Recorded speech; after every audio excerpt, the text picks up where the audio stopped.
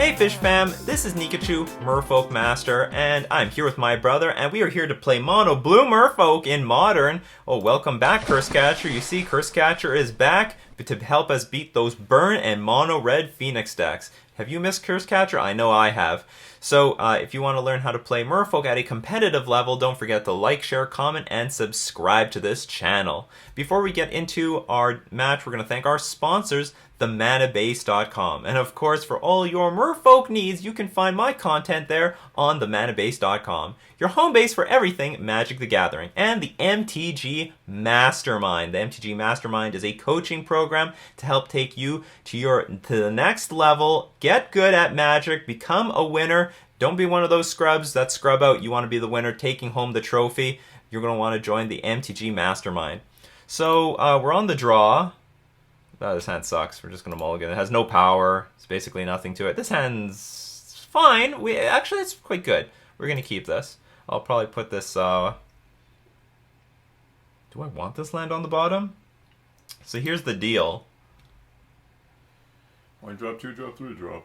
I guess I'll put the land on the bottom. But I'm not thrilled about it because we definitely need at least one more land to get the Mara Reader in play. But worst case scenario, I guess we can tick the vial up. But if we draw tons of creatures off the top of our deck, then Aether Vial will prove more valuable. Temple Garden again. I think it's a lot of Temple Garden today. Ooh, it's Bogles. You mean this week? Yeah, this week. Okay, we do draw a Lord. Well, what do I want? I want Force Negation. Our hand is fine. It's got... it's a racing hand. That's what we want. This is also the Braids Mirror. We got Braids... I think it's called Conjure Adept. I really should know the name of my own avatar. Yeah, by now. And we're also up against some Braids.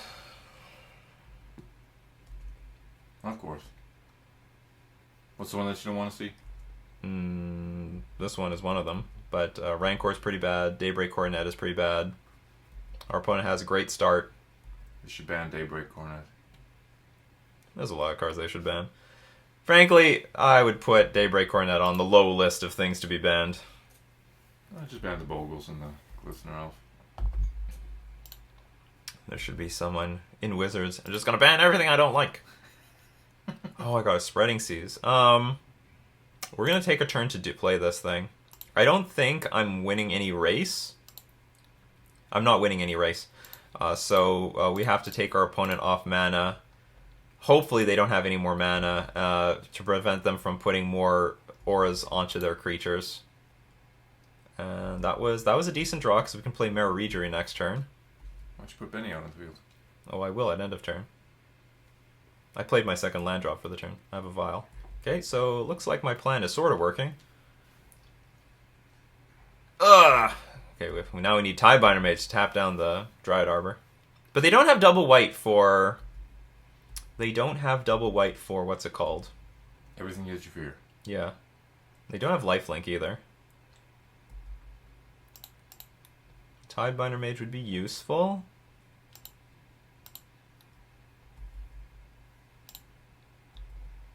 But other than that, maybe we still win in the next few turns. Oh, this is good. That'll work. I'll take that.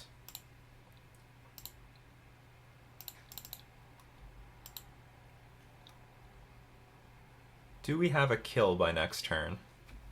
It's a good question to ask ourselves. If I attack for 2, put my opponent down to 15, will I have lethal by next turn? And I think it's important. I should go for lethal if I can. If I attack for... Okay, let's first attack... Oh, I have an island, so I could get a clean 3 damage in, put our opponent down to 14, I definitely win. So if I put the Mara Reagery in play... Sorry, the Merfolk Trickster will be... That will be a 5 power creature.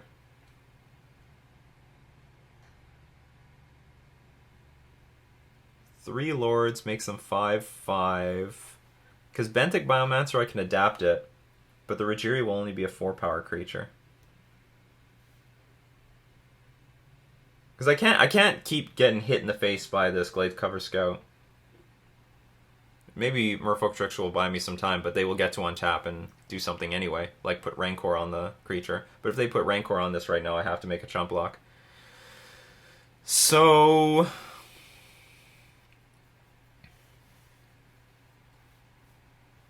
looks like it's close, but no donut. Like I need one more Lord, which I'm not guaranteed at all.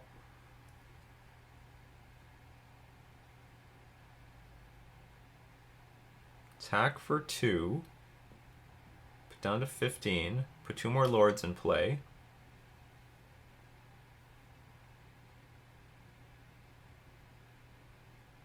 Oh, good question. If I put a Lord in play right now, does that change anything? Because then I have 2 4/4 creatures and a 5/5 creature. That's only 13 damage, so that doesn't actually matter. Okay, so we have to draw a Lord no matter what. So I'll attack with the Benthic Biomancer. At upkeep, we'll tap down the Dryad Arbor. And hope I rip a Lord. Keep. Got a better chance of ripping ass.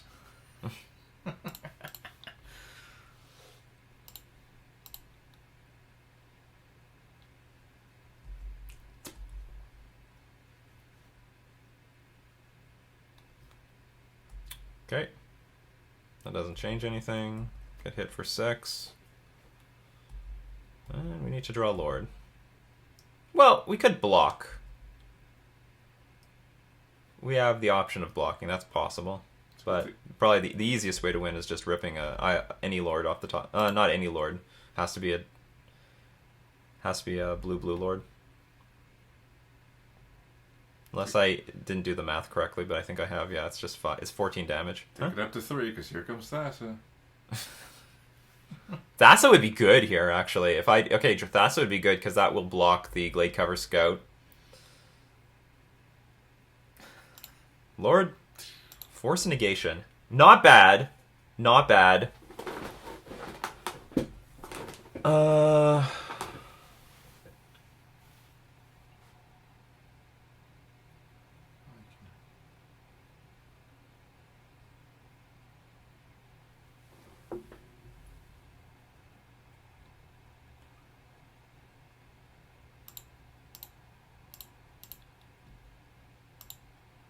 So what I'm going to do is I'm going to play the Lord, untap this. I think I'll loot with the Benthic Biomaster to see if anything changes, but I don't think anything will.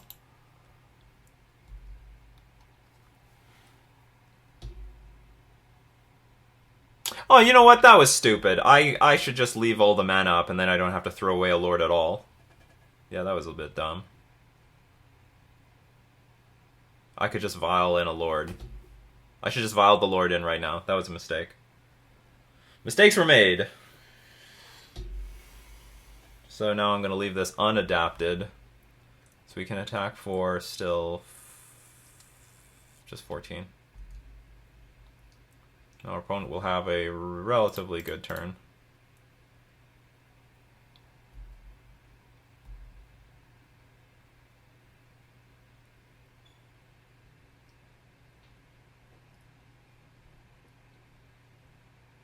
Okay, let's see what they do. It's gonna be tough. And also, not to mention, like, a Dryad Arbor could kill me. Okay, they're gonna have a lot of mana available. Meatball. I can chump block. Well, I have to chump block the Gladecover Scout. Oh, that is a big mistake. Because if I chump block the Gladecover Scout, I don't have lethal the other way around. We'll see. Oh, nothing's gonna happen here? Oh, that's great. Well, you have like just Daybreak Coronets galore. Okay. I can deal with that. Okay, so we're gonna chump block with the Lord. I think you got the win. I hope so. I think It looks like it. It looks like it. Bogles has been boggled. Are they gonna play another land this turn? I'm trying to figure out what's wrong with their hand. Oh, they're clunked up with Coarse Spirit Dancers. Sure. What if Bogles had flying?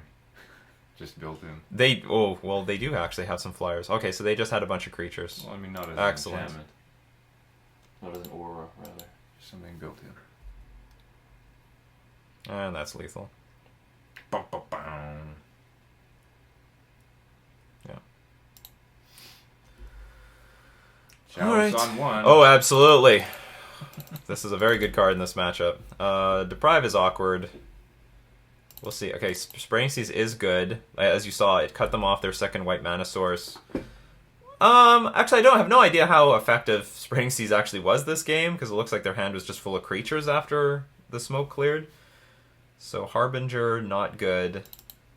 Not that great. Tidemire Mage is okay for tapping down Dryad Arbor. There are definitely games where they like play Dryad Arbor and they're like, we're going to try to win with this thing. Curse Catcher is really bad in this matchup, so we'll take it out for the Chalice of the Voids. Is there anything I want to replace with the Deprive? Deprive is just, it's just clunky. It's a clunky card. We've got good interaction with Force of Negation and the Chalice of the Void and the Spreading Seas.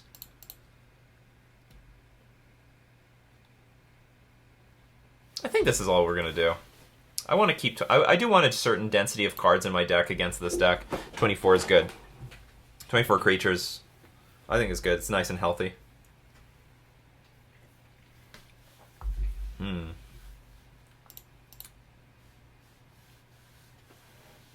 This hand, I think, is too clunky. They're keeping 7. I think this hand is too clunky. Like, it looks slow. If we don't draw the second land, we're in a lot of trouble, and this Rajiri is never going to get in play for a long time because we need to take Aether Vial up to 3, so I'm going to mulligan it. Good stuff. This hand's good. It's got Chalice. Got Chalice. Keep. We'll dump, I guess, 1 land, so we keep, so we can play Benthic Biomancers, future Benthic Biomancers off of Chalice of the Void. Taking life. They usually do. Slippery Boggle. That is, though, and it's a Slippery Boggle that's eating a Merfolk Trickster. This Merfolk Trickster, see? Yeah, we see what you did there. What are you doing?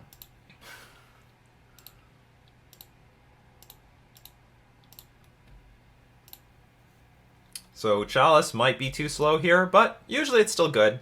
It's still good. Like, it doesn't play around Daybreak Coronet very well. So they can get 2 1-drops on this Slippery Bogle, and they're gonna, it looks like they're going to get some good ones. This is Rancor, that's going to be really painful. Oh boy. Okay, so now we are in very serious trouble. It's a 5/3 trampling first striker. Can we catch up? In theory.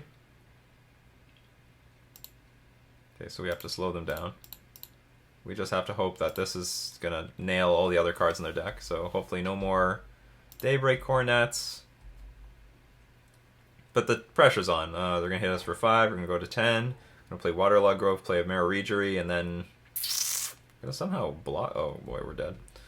That's the nuts! That's the nut draw, and we didn't have Force Negation.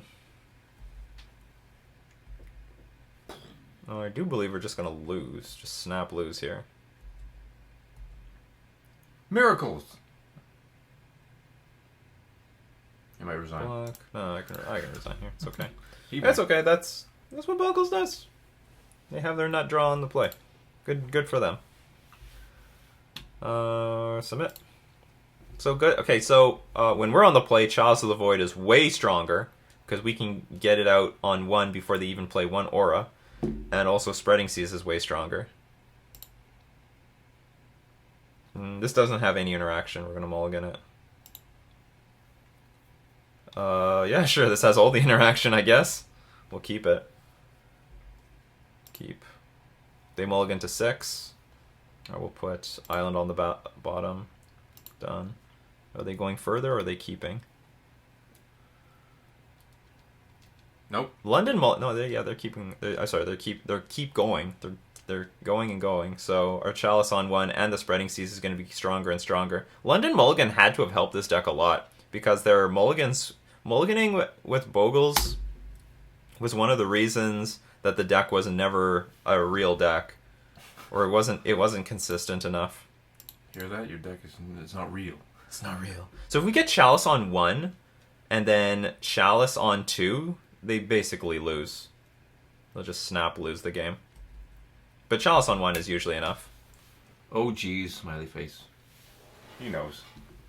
Okay, Blade Cover Scout. Well, I don't have anything in hand. This is the deal. But it'll come. Hopefully.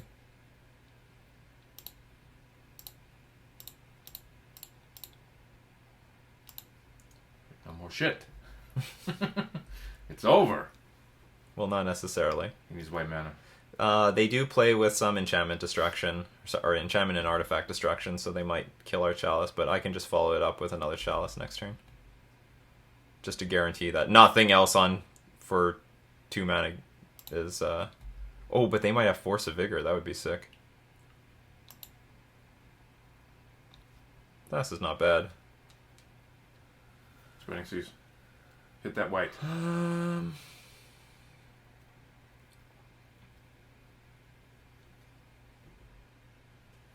No, I think we're just going to keep playing Chalice of the Voids. And I just hope they don't have Force of Vigor.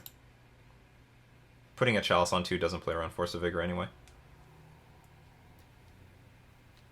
I don't know what their enchantment and artifact destruction is in this deck, but... Shuffle this thing back into our library. Alright, so playing the Chalice on 1 was the right play. Was the right move.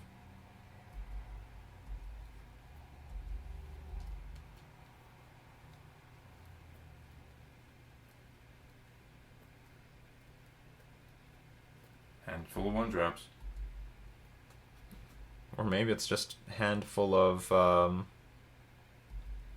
answers to Chalice of the Void.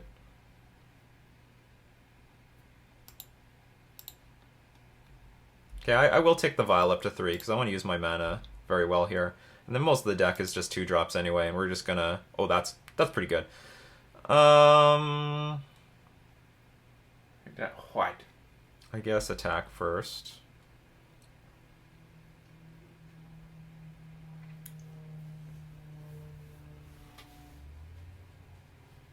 Yeah, we're gonna hit the white. Titanium white. What's that? What are you quoting? Bob Ross. Oh. He never says white, he says white. Titanium white. White. My brother's a huge fan of Bob Ross. I want to go see his grave next time we're in Florida. Second Chalice. Yeah, it's one that bites the worst. What the heck did you just bring upon this cursed land? Classic meme. I didn't know. Yeah.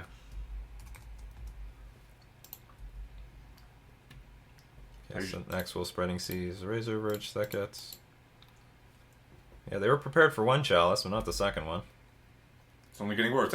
Oh, please. Third Chalice. Please, 1 more land so that you can put it on 2.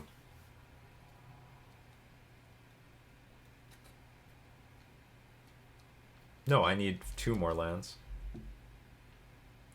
Really? Yeah, it's XX, so I need 4. So what it means, I have to pay 2 just to put it on 1. Then I need 4 to put it on 2. Then I need 6 to put it on 3. That's how it works. Something new every day.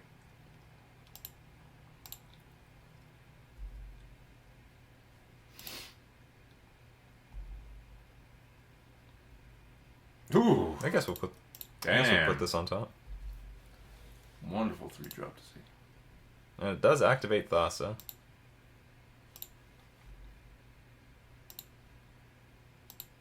Actually, what I should have done is played the Chalice first, so that they don't unravel this thing and then play Path to Exile in response.